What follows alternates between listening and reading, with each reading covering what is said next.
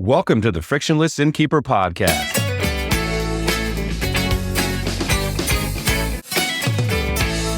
Coming right up, fresh tips and insights from lodging professionals aimed at helping you improve your business. Our podcast is brought to you by the Frictionless Guest App, the digital concierge that helps your guests to live like locals. Learn how at frictionlessguest.com. Mr. Steve Short, how are you? Doing well, Matt. You're back in the continental United States right now.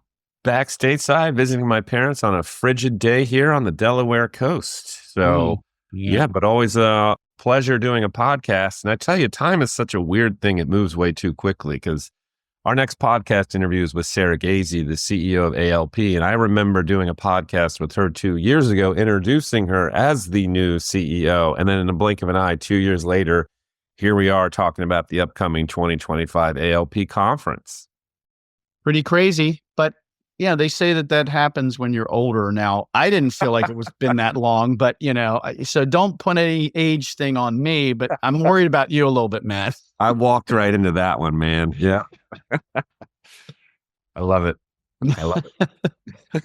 Well, since you are the less wizened person, or the time is not as fast for you, any thoughts or comments to share with our listeners about this one?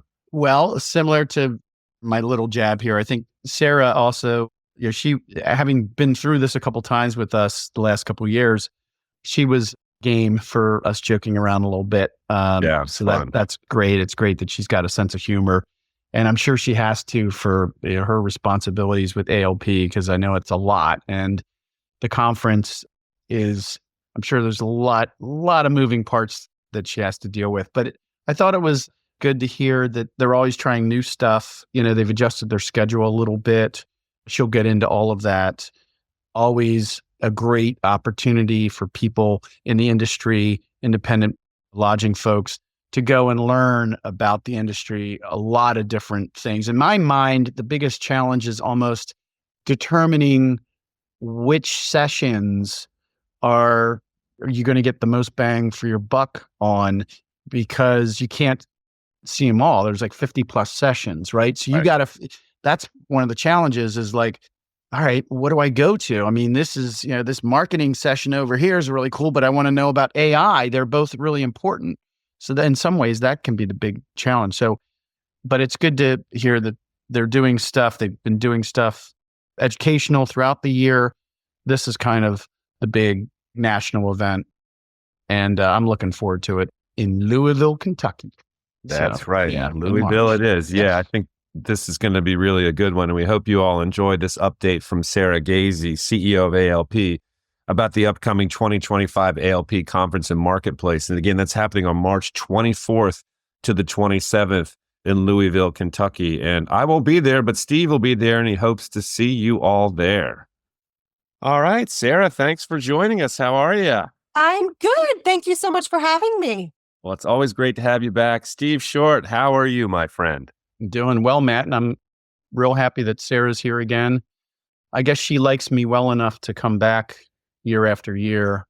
I mean, I know she likes you, Matt, because you're non-confrontational.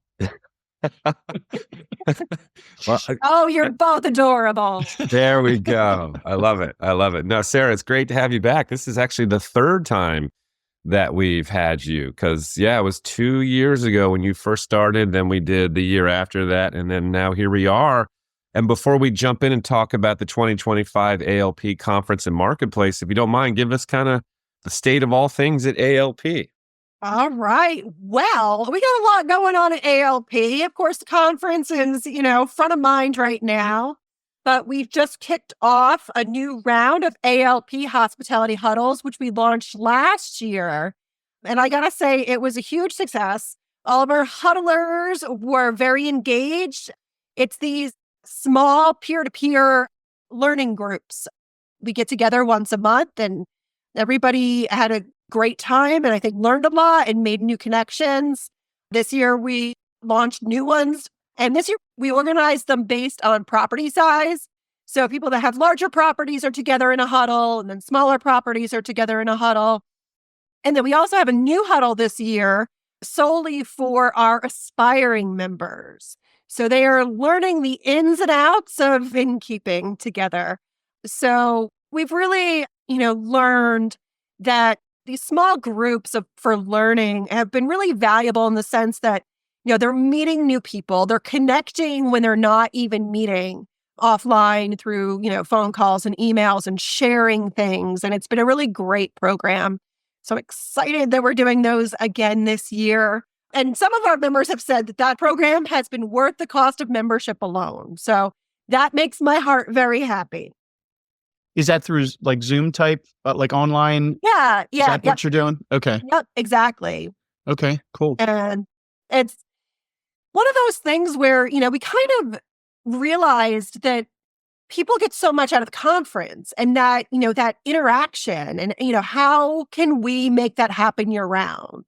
And even though you can't duplicate that in-person interaction, at least we can see each other and just talk and chat and vent and share. And it's been great.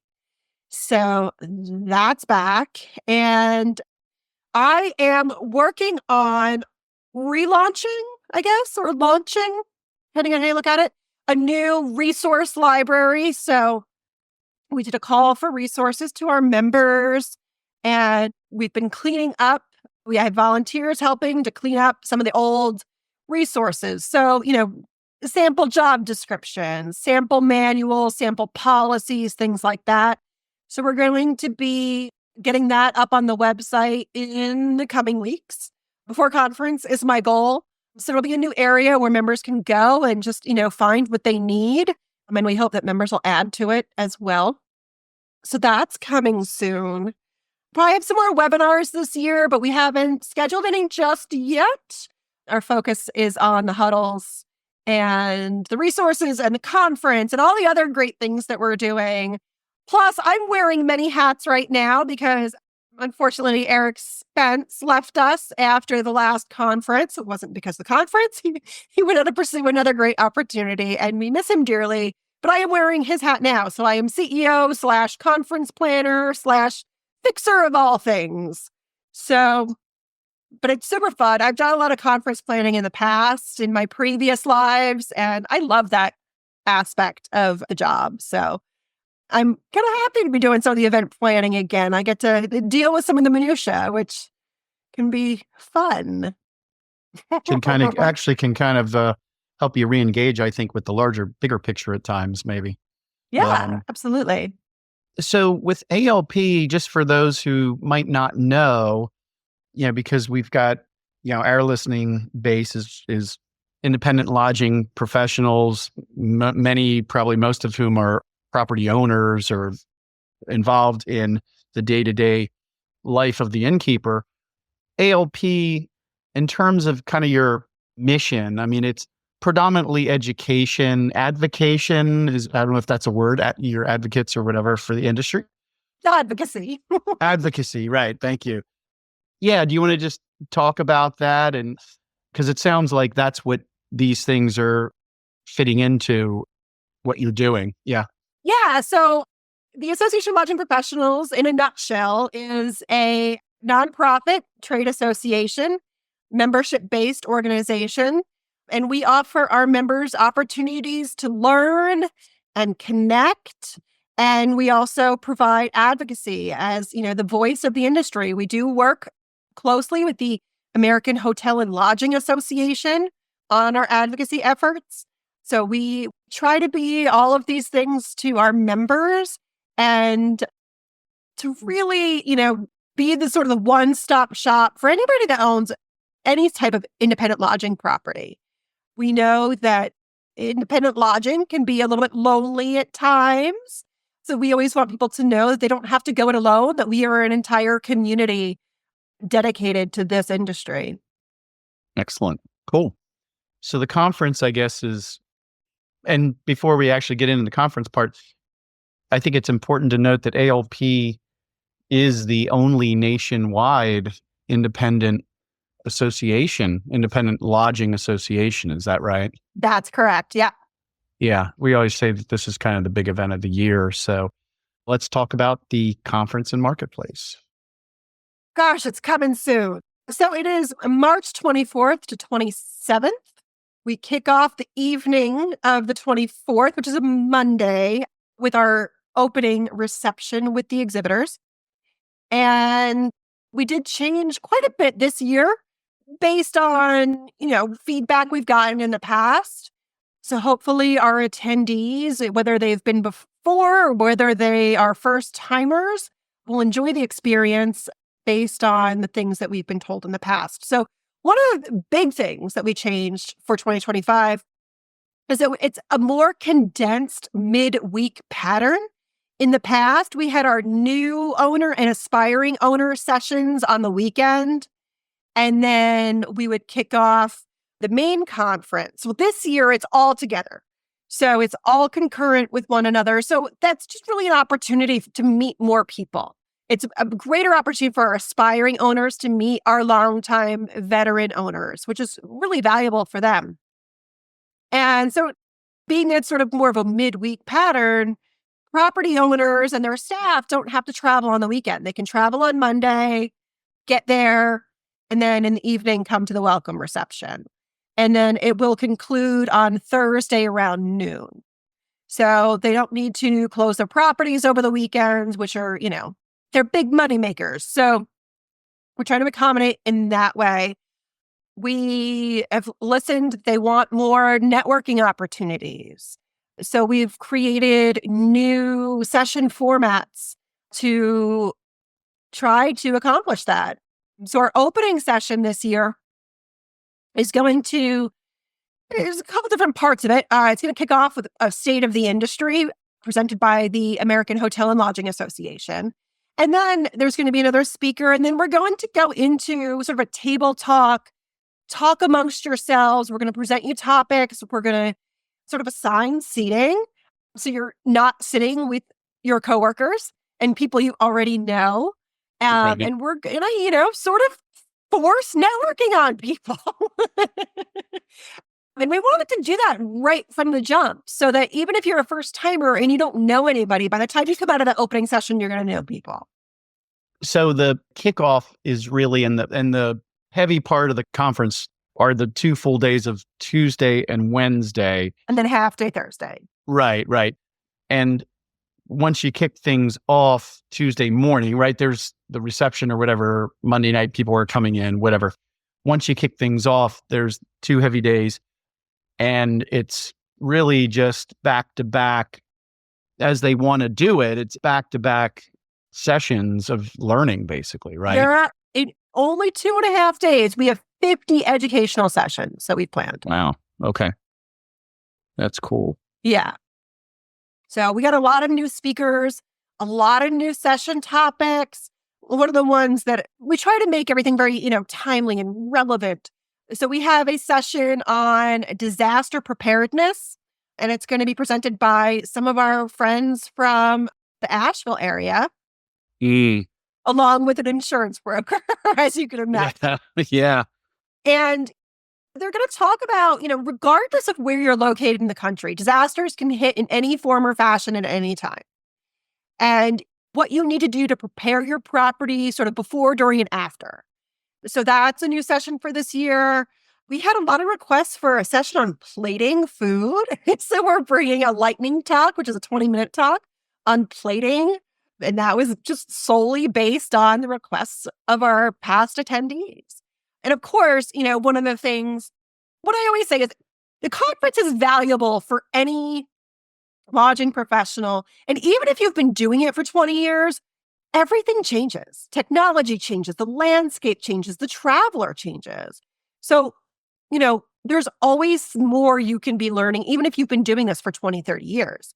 So one of the sessions, or there's actually a couple sessions this year that we're going to be concentrating on AI. I mean, that was a topic we weren't talking about 2-3 years ago, not in how it relates to the day-to-day operations of the lodging professional, in terms of operations and marketing and all the things that AI could be useful for now. So there's always new things to learn. And we've, really customized the educational program to touch on the things that are really relevant in our industry and in our society. Now, how do you, just out of curiosity, with all of this educational sessions, how do you mix in the networking stuff because it's a lot going on, right? Yeah. So we have created several sessions, more than usual. It's always been done a little bit in the past, but roundtable sessions where, it might be, the topic might be marketing, and we have a few questions to throw to the audience, but they're sitting around, they're talking amongst themselves. And it's more kind of like our ALP hospitality huddles in person, where they're sharing ideas at their tables and discussing, okay, well, what are you doing regarding marketing and what's working for you? So we're kind of incorporating the networking component into the learning. Okay, that's cool. Yeah. And I guess things tend to kick off kind of 8 a.m. and then go till like 5 p.m. And then you've got some stuff, evening type stuff, I guess, as well. Yeah. Yeah. So one of the new things for this year is Tuesday night, we don't have any formal functions planned.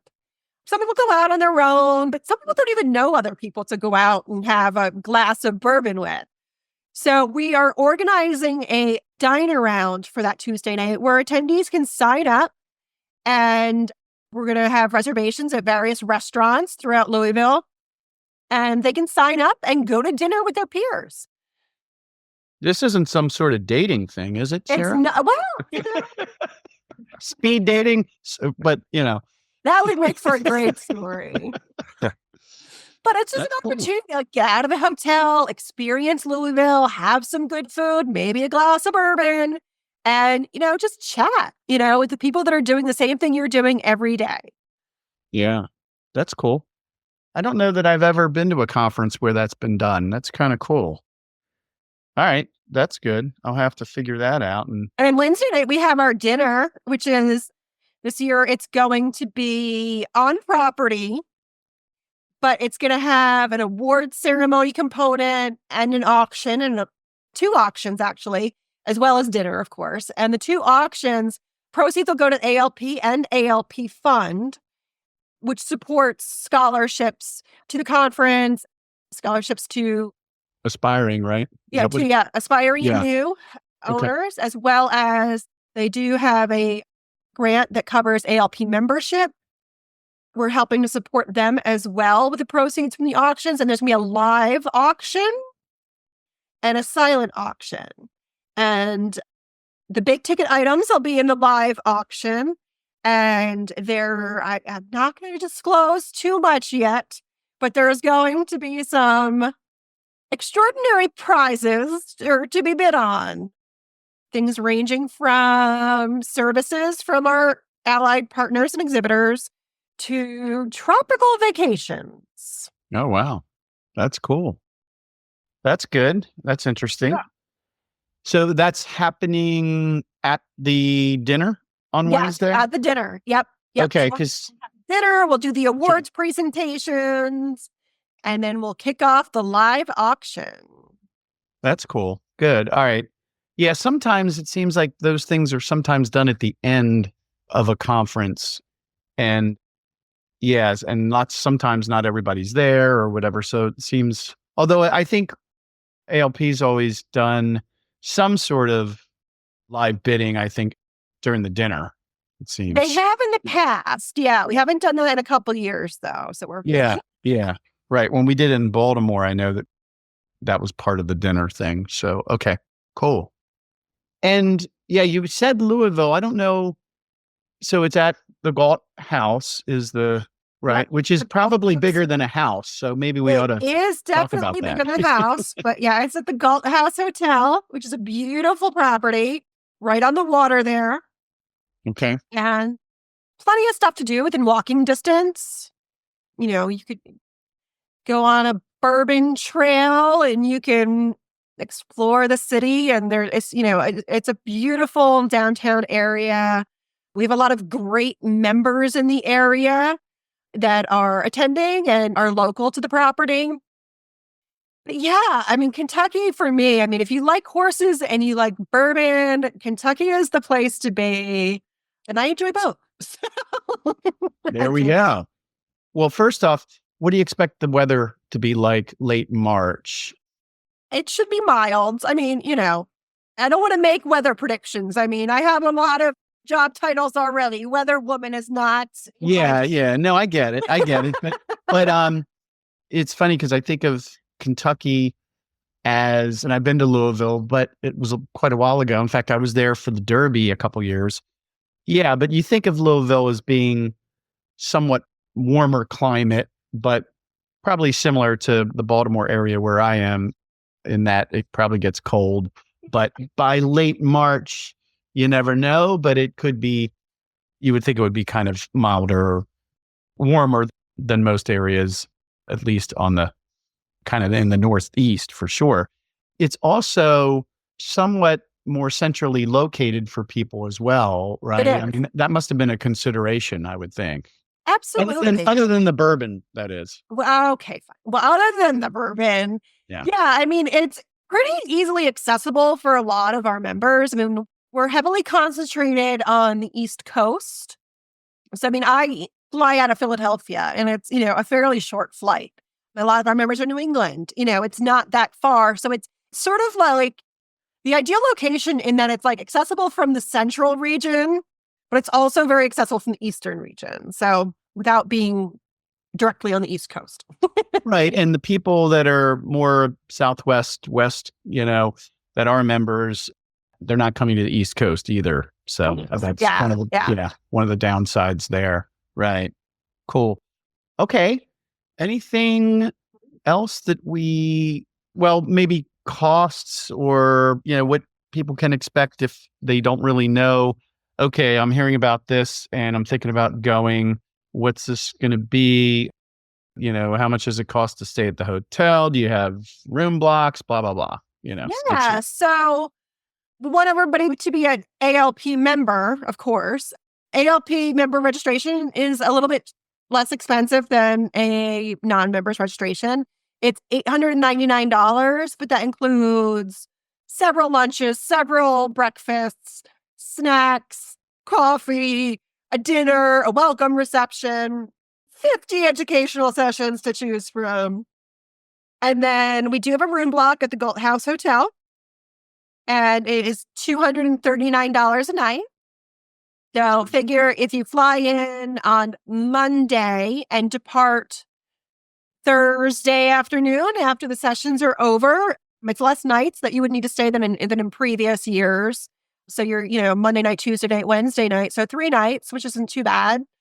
So it's, for a lot of people say, that they don't have the money right now. And we get that. We totally get that.